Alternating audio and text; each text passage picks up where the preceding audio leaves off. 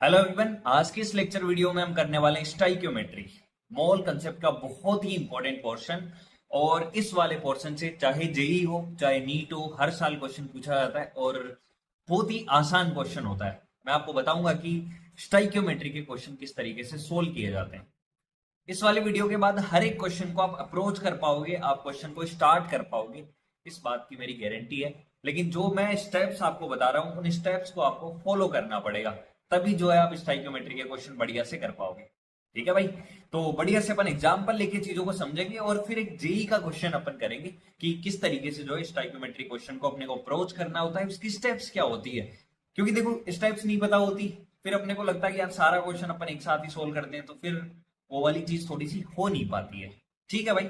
अपन बढ़ते हैं अपने बोर्ड की तरफ और देखते हैं, देखिए कि क्या है स्टाइक्योमेट्री में, और स्टाइक्योमेट्री में हमें किस तरीके से क्वेश्चन पूछे जाते हैं और किस तरीके से हमें उनको अप्रोच करना होता है। ठीक है। सबसे पहले मैं आपको स्टेप्स बता रहा हूं और इन स्टेप्स को मैं आपको एक एग्जाम्पल के थ्रू समझाता हुआ बताऊंगा कि जो है कि क्या मामला है, ये स्टाइक्योमेट्री होता क्या है।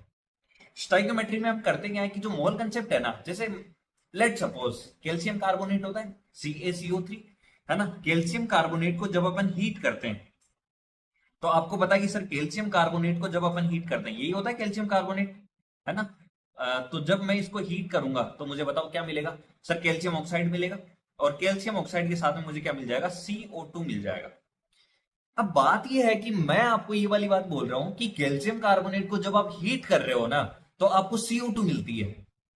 तो सर ये होता है एक तरीके से क्वालिटेटिव एनालिसिस, कि CO2 मिल रहा है, किसी केमिकल रिएक्शन में आपको कोई प्रोडक्ट मिल रहा है, ये हो गया क्वालिटेटिव एनालिसिस। लेकिन इस रिएक्शन में अगर मैं आपको ये बता दूं कि इस रिएक्शन में कितना CO2 मिल रहा है, इतना CO2, कितना CO2, 5 kilo, 2 kilo, 1 litre, 2 litre, है ना, 1 मोल, 2 मोल, 50 ग्राम, 40 ग्राम, अगर मैं आपको क्वांटिटी बता देता हूं कि किसी भी केमिकल रिएक्शन में जो प्रोडक्ट बन रहा है या फिर जो रिएक्टेंट खर्च हो रहा है, उसकी अगर मैं आपको क्वांटिटी बता दूं, तो उस क्वांटिटी को अपन क्या बोलते हैं, इस वाली चीज, इस वाली एनालिसिस को अपन क्या बोलते हैं, क्वांटिटेटिव एनालिसिस। क्या बोलते हैं, क्वांटिटेटिव एनालिसिस।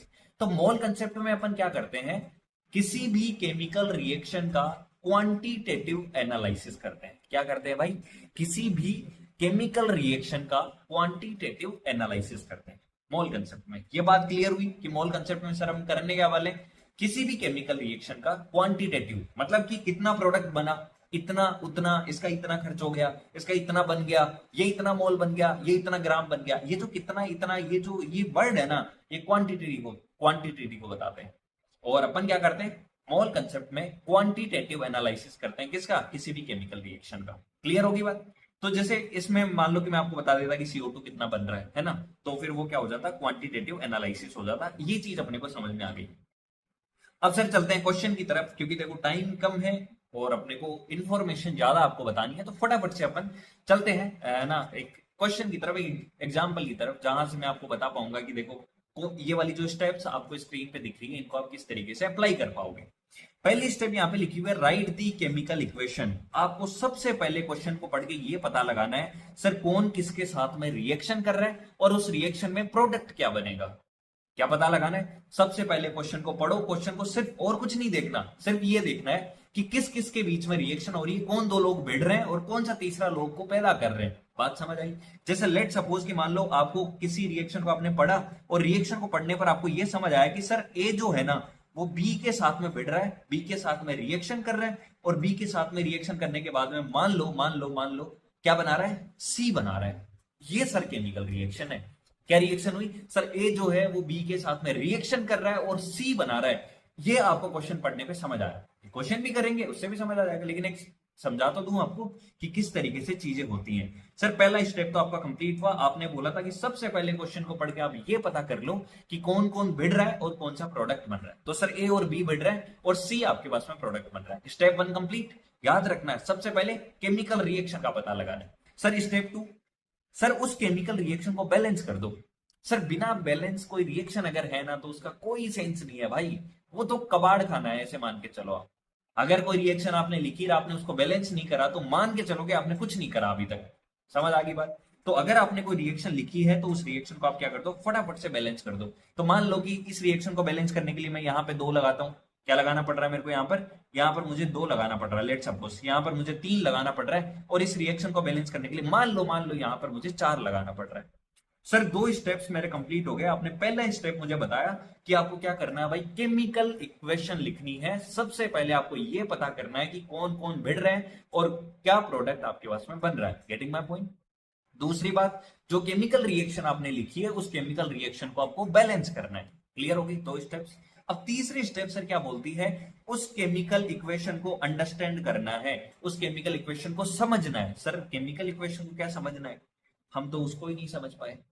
कोई बात नहीं, उसको नहीं समझ पाए ना, तो केमिकल इक्वेशन को समझना है। अब देखो मैं आपको बताता हूं, ये जो केमिकल इक्वेशन आपको दिख रही है ना 2a + 3b 4c, ये आपको क्या समझाना चाह रहा है, ये समझाना चाह रहा है कि 2 मोल ए बी के साथ में रिएक्ट कर रहा है। कितने मोल बी के साथ, 3 मोल बी के साथ में। सर 2 मोल ए 3 मोल बी के साथ में रिएक्शन करेगा और क्या बना देगा, 4 मोल सी बना देगा। क्या पता लगा आपको यहां से, सर 2 मोल ए, यहां से मैं क्या लिखूंगा सर, 2 मोल ए जो है ना वो रिएक्ट कर रहा है किसके साथ में, 3 मोल बी के साथ में, और क्या बना देगा यहां से सर, 4 मोल क्या बना देगा, 4 मोल सी बना देगा। अब किन्हीं भी 2 के बीच में आप रिलेशन यहां से लिख सकते हो। जैसे लेट सपोज मैं आपको बोलता हूं कि यार ए और बी के बीच में रिलेशन बताओ, देगा फटाफट से, तो बताओ ए और बी के बीच में क्या रिलेशन बताओगे। सर दोनों ही रिएक्टेंट है।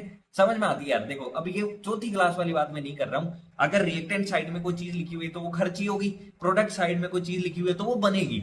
मतलब ए और बी जब रिएक्ट करेंगे तो ये दोनों खर्च होंगे, और सी प्रोडक्ट है तो सी बनेगा। इस केमिकल इक्वेशन में क्या होगा, ए और बी दोनों खर्च होंगे और सी जो है वो बनेगा। तो क्या मैं यहां से ये बोल सकता हूं कि सर, क्या मैं यहां से ये बोल सकता हूं कि सर जब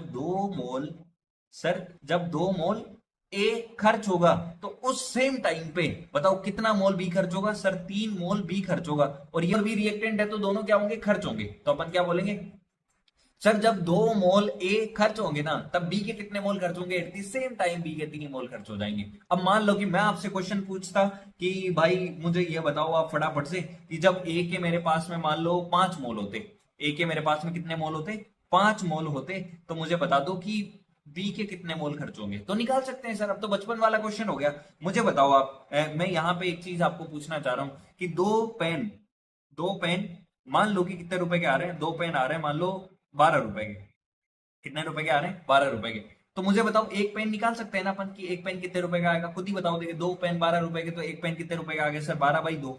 अरे सर क्या कर रहे हो अभी, छोटी क्लास वाली बात। बट भाई यही तो है स्टोइकियोमेट्री, यही तो है मोल कंसेप्ट, है ना। लेकिन मोल में अपन जब खेलते हैं तो आपको ये वाली बातें समझ नहीं आती है। बताओ क्या बोला मैंने आपको ये वाली चीज बोला कि सर 2 पेन 12 रुपए के हैं। ये चीज आपको कहां से देख के पता लगती है, सर केमिकल इक्वेशन को देख के हमें ये वाली बात पता लगती है कि 2 मोल जब ए खर्च होगा तो बी कितना खर्च होगा एट द सेम टाइम, 3 मोल खर्च होगा। और जो सी है वो सी कितना बन रहा है सर, 4 मोल सी बन रहा है। बात समझ आई। केमिकल इक्वेशन को समझने का मीनिंग क्या हुआ, बढ़िया से उसको पढ़ लो, जितने तरीके से आप इसको पढ़ सकते हो। 2 मोल ए खर्च होगा तो 3 मोल बी खर्च होगा, उल्टा भी पढ़ सकते हो सर, जब 3 मोल बी खर्च होगा ना तो 2 मोल ए खर्च होगा। और भी क्या पढ़ सकते हो सर, 2 मोल ए जब खर्च होगा तो 4 मोल सी बनेगा, उल्टा भी पढ़ सकते हो सर, 4 मोल सी जब बनेगा ना तो 2 मोल ए खर्च होगा। सर 4 मोल सी जब खर्च होगा ना तो 3 मोल बी बनेगा। अब आप देखो ना ये वाली चीजें मैं क्या बोलना चाह रहा हूं, ये आपको ये स्टोइकियोमेट्रिक कोफिशिएंट बता रही है, जो प्यारे प्यारे से यहाँ पे लिखे हुए हैं ना 2, 3 और 4, ये वाली चीज आपको बता रही है। क्या अपन नहीं पढ़ सकते क्या इस बात को यार। भाई आपके दिमाग के सामने ये चीजें बहुत छोटी छोटी हैं, इस चीज को आप जितना जल्दी समझ जाओगे ना भाई, तो ये कुछ भी नहीं है।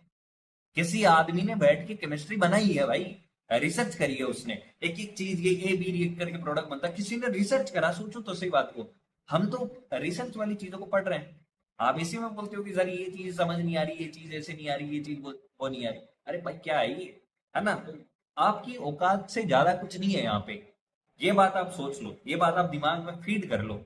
समझ आ गई। आपके दिमाग की औकात बहुत ज्यादा, ये चीजें तुच्छी सी चीजें हैं भाई। यहां से देख के ये पता लग रहा है कि सर 2 मोल ए खर्च होगा तो 3 मोल बी खर्च होगा उसके साथ में। क्लियर हो गई क्या बात। तो मैंने आपको बोला 2 पेन 12 रुपए के, तो एक पेन कितने का आ गया सर, 6 रुपए का आ गया। अगर एक बार आपने ये इंफॉर्मेशन निकाल ली तो सर आपकी इच्छा ना, आप मुझे 10 पेन की रेट पूछो मैं बता दूंगा, 10 से मल्टीप्लाई कर दूंगा इसको। सर 15 की पूछो मैं 15 का बता दूंगा। सर 2 पेन का पूछो मैं 2 का बता दूंगा। सर 3 पेन की रेट पूछो, जैसे मान लो कि 3 पेन बताओ कितने के आएंगे। यार एक पेन 6 रुपए का है तो 3 पेन कितने रुपए के आएंगे, 3 से मल्टीप्लाई कर देंगे 18 रुपए के आ जाएंगे।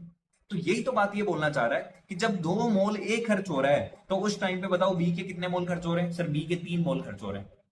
तो मुझे बताओ जब 1 मोल ए खर्च होगा, जब 1 मोल ए खर्च होगा तो 3/2 मोल बी खर्च होगा। क्या ये वाली बात आपको समझ आई? ये बात अपने को कहां से पता लगी भाई? रिएक्शन को समझ के अपने को पता लगी। अब क्या पूछा गया, मार्केट में आप गए तो ए के आपको 5 मोल मिल गए। क्या मिले? मेले में घूमते हुए आपको ए के 5 मोल मिले। तो अब आप सोच रहे हो कि यार बी के कितने खर्च होंगे? सर ए का 1 खर्च हो रहा है तो बी के 3/2 खर्च हो रहे हैं ना। तो बता दो यार मुझे जल्दी से, आप खुद ही बताओ देंगे कि सर ए के जब 5 मोल खर्च होंगे, 5 मोल ए, तो उस टाइम पे बी के कितने होंगे सर खर्च? 3/2 इंटू 5, इतना मोल बी आपका क्या हो जाएगा? खर्च हो जाएगा। फटाफट से इस चीज को लिखो, 15/2 मोल, है ना। और 15/2 मोल कितना होता है भाई? 7.5 मोल बी। क्या आप ये वाली चीज बता पाओगे कि नहीं बता पाओगे यार? इतनी आसान चीज है। सबसे पहले सर केमिकल इक्वेशन देखनी है, केमिकल इक्वेशन लिखनी है। दूसरी स्टेप सर उस केमिकल इक्वेशन को बैलेंस करना है। तीसरी स्टेप सर केमिकल इक्वेशन को समझना है। एक बार आप केमिकल इक्वेशन को समझ गए ना तो चौथी स्टेप क्या है? अब क्वेश्चन को देख लो कि क्वेश्चन में जो है आपको कितना गिवन है, क्या गिवन है, ए के कितने मोल गिवन है, कितने मोल देके बी के कितने मोल पूछा गया, कितने मोल खर्च होंगे, क्या पूछा गया कि सी के मोल कितने बनेंगे, सब कुछ बता देंगे अपन। नहीं बता सकते क्या? चलो एक जेई का क्वेश्चन करते हैं और उस क्वेश्चन से अपन बढ़िया से भाई समझते हैं। भाई देखो इतनी बातें अपन समझ ही गए तो अपन फिर वो क्वेश्चन भी समझ जाएंगे। ये अपना क्वेश्चन भाई, क्वेश्चन को पढ़ लो। सबसे पहले क्या बोला गया? सर 27 ग्राम एल्यूमिनियम है। मैं मुझे तो पहले ही देखना है केमिकल इक्वेशन क्या है। Sir aluminium will react completely with how many gram of oxygen. मतलब सर ये क्वेश्चन पढ़ के मुझे ये बात समझ आई कि ये लोग क्या करवा रहे हैं। मतलब ये लोग जो है ना सर, है तो खतरनाक। ये क्या करवा रहे हैं सर? एल्यूमिनियम को भिड़ा रहे हैं किसके साथ में सर? ऑक्सीजन के साथ में। अब ऑक्सीजन भिड़ेगा तो O2 के फॉर्म में ही तो आएगा भाई, है ना। ऑक्सीजन O2 के फॉर्म में रहता है, ये बात अपने को पता होनी चाहिए। तो सर एल्यूमिनियम जो ऑक्सीजन के साथ में भिड़ रहा है ना सर, क्या बनेगा? Al2O3 बनेगा। सर क्या बनेगा? Al2O3। और ये वाली सर रिएक्शन कैसे पता लगती है सर? जब केमिस्ट्री को अपन थोड़ा थोड़ा आगे आगे पढ़ते जाएंगे भाई, जैसे जैसे आपका सिलेबस होता जाएगा तो आपको ये चीज पता लगती जाएगी कि सर कौन सी रिएक्शन क्या करने पर क्या बनता है। या फिर कुछ रिएक्शन आपको पता होगी और नहीं पता है तो भाई जो भी रिएक्शन आपके सामने आए आप उसको सीखते चलो, आप उसको लर्न करते चलो, आप कहीं पर उसको लिखते चलो। जैसे जैसे आप लिखते चले जाओगे वो रिएक्शन आपके दिमाग में सेटल होती जाएगी। सर स्टेप 1 तो हमने कर दिया। सर स्टेप 1 क्या था? सर स्टेप 1 ये वाली बात थी कि सबसे पहले आप केमिकल इक्वेशन को लिख दो। सर केमिकल इक्वेशन हमने लिखी। क्वेश्चन को पढ़ के हमें ये बात समझ आई कि एल्यूमिनियम के साथ में जब ऑक्सीजन को आप रिएक्शन कराओगे तो क्या बनेगा सर? अपने को पता है Al2O3 बनेगा। बनेगा भाई। दूसरी बात, सर स्टेप 2 आपने क्या बताया था? सर स्टेप 2 आपने ये बताया था कि जो भी केमिकल इक्वेशन आपके पास है ना, उस केमिकल इक्वेशन को आप फटाफट से क्या कर दो सर? बैलेंस कर दो। केमिकल इक्वेशन को जब तक आप बैलेंस नहीं करोगे ना सर, तब तक बिल्कुल भी मजा नहीं आएगा। पहली बात थी रिएक्शन लिखो। पहली बात हमने सर रिएक्शन लिख दी है, ऑलरेडी आपके सामने है। सर रिएक्शन को क्या कर दो? बैलेंस कर दो। तो सर फटाफट से रिएक्शन को बैलेंस करते हैं। मुझे बताओ इधर कितना एल्यूमिनियम है? बताओ भाई। इधर सर 2 एल्यूमिनियम है। लो सर इधर एक काम करते हैं, 2 एल्यूमिनियम कर देते हैं। सर इधर ऑक्सीजन 3 है, इधर 2 है, तो सर 3/2 कर देते हैं। 3/2 से अपना काम हो जाएगा एक तरीके से। हाँ हो गया भाई 3 ऑक्सीजन। ये लो भाई रिएक्शन बैलेंस हो गई। कोई डाउट? कोई बैलेंस करना चाहे सर इधर 4 करके, मतलब उधर 2 कर देना, तो वो तो अपने हिसाब से आप कैसे बैलेंस कर सकते हो। सर दूसरा काम हमने कर दिया। यहाँ कुछ भी नहीं है तो यहाँ एक ही होगा। सर तीसरी स्टेप क्या थी भाई? रिएक्शन को समझ लो। चलो भाई फटाफट से क्या करो? अंडरस्टैंड करो रिएक्शन को। रिएक्शन क्या बोलना अपने को चाह रही है ना। तो ये लो भाई सर तीसरी स्टेप रिएक्शन को अंडरस्टैंड करना। रिएक्शन सर मुझे बोलना चाह रही है कि ए के 2 मोल, जब दो मोल ए रिएक्ट करेगा, 2 मोल एल्यूमिनियम जब रिएक्ट करेगा तो सर O2 के कितने मोल खर्च होंगे? सर 3/2 मोल O2 खर्च होंगे। सर एल्यूमिनियम के जब 2 मोल खर्च होंगे ना, उस टाइम पे ऑक्सीजन के 3/2 मोल खर्च होंगे। भाई बात आई समझ? सर 1 मोल का निकाल लो क्या? सर 1 मोल का तो आप फटाफट से निकाल ही लो क्योंकि हर बार वो है काम आता ही है। तो 3/2 मल्टीप्लाइड बाई, बताओ 2 से क्या हो जाएगा? ये डिवाइड हो जाएगा। तो यहां से मैं बता सकता हूं कि सर 3/4 मोल O2 खर्च होगा। अरे हाँ कि ना?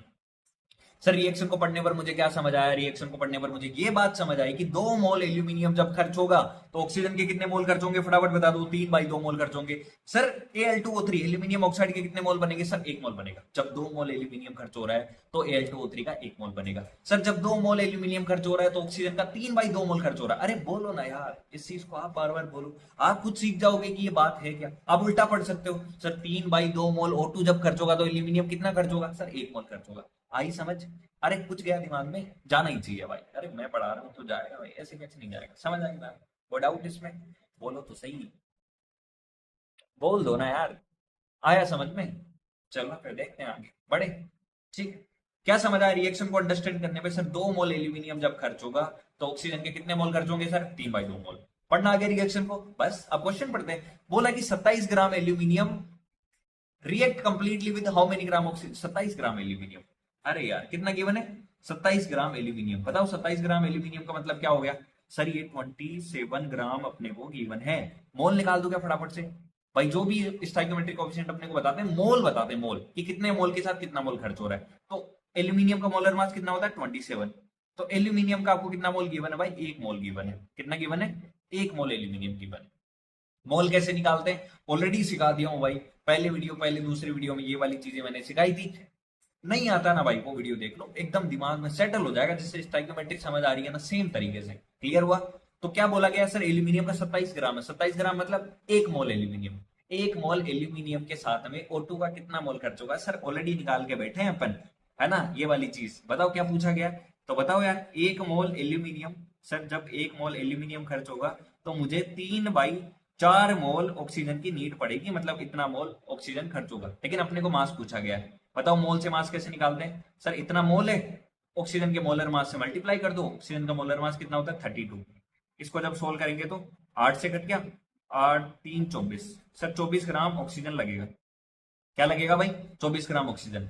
जब भी आप आंसर निकालो ना भाई, तो ये वाली लाइन जरूर ऐड करा करो कि आपने क्या निकाला। बताओ मैंने क्या बोला? मैंने ये बोला, मुझे क्वेश्चन में ये पूछा गया था 27 ग्राम एल्यूमिनियम जब खर्च हो रहा है तो मुझे बताओ ऑक्सीजन के कितने मोल, सॉरी कितना ग्राम? 24 ग्राम ऑक्सीजन क्या हो जाएगा इसके साथ में खर्च हो जाएगा। ये मेरा आंसर है और यही मुझे क्वेश्चन में पूछा गया था। उम्मीद करता हूं आपको स्टोइकियोमेट्री समझ में आई होगी। वापस से ये जो 4 स्टेप बताई है ना, ये मैं आपको रिकॉल करा देता हूं फटाफट से। क्या है चारों स्टेप? सर पहली स्टेप में आपको इक्वेशन लिखनी है। सर दूसरी स्टेप में आपको इक्वेशन को बैलेंस करना है। ये 2 स्टेप इंपॉर्टेंट है भाई। तीसरी स्टेप में आपको आपको रिएक्शन को पढ़ना है। जिस तरीके से, जितनी इजीली आप रिएक्शन को पढ़ लोगे ना भाई, उतना इजी आपका क्वेश्चन हो जाएगा। और चौथे स्टेप में अब क्वेश्चन में देखो कि डेटा क्या गिवन है, कौन सी चीज से क्या फाइंड आउट करना है। क्या प्रोडक्ट के बारे में पूछा गया, क्या रिएक्टेंट के बारे में पूछा गया, क्या दूसरा रिएक्टेंट कितना खर्च हो रहा है ये पूछा गया, या फिर प्रोडक्ट कितना बन रहा है ये पूछा गया। ठीक है भाई, इस वाले वीडियो को यहीं पे एंड करते हैं। ये था आपका स्टोइकियोमेट्री। इस तरीके से आप कोई भी क्वेश्चन आप कर सकते हो। अगर किसी क्वेश्चन में दिक्कत आए तो कमेंट बॉक्स में आप मुझे बताओ, मैं आपको उस क्वेश्चन को सोल्व करके बताऊंगा। ठीक है। नेक्स्ट जो आपका वीडियो आएगा उसमें लिमिटिंग रिएजेंट और एक्सेस रिएजेंट के बारे में बात करेंगे। और उसका जो नेक्स्ट वीडियो होगा उसमें अपन परसेंटेज प्योरिटी और परसेंटेज यील्ड के बारे में बात करेंगे, ताकि ये जो स्टोइकियोमेट्री वाला पूरा पोर्शन है वो खत्म हो जाए। ठीक है। तो नेक्स्ट वाले वीडियोस के लिए आपको क्या करना है। और अगर वीडियो पसंद आया हो तो मिलते हैं नेक्स्ट वीडियो में। Bye bye.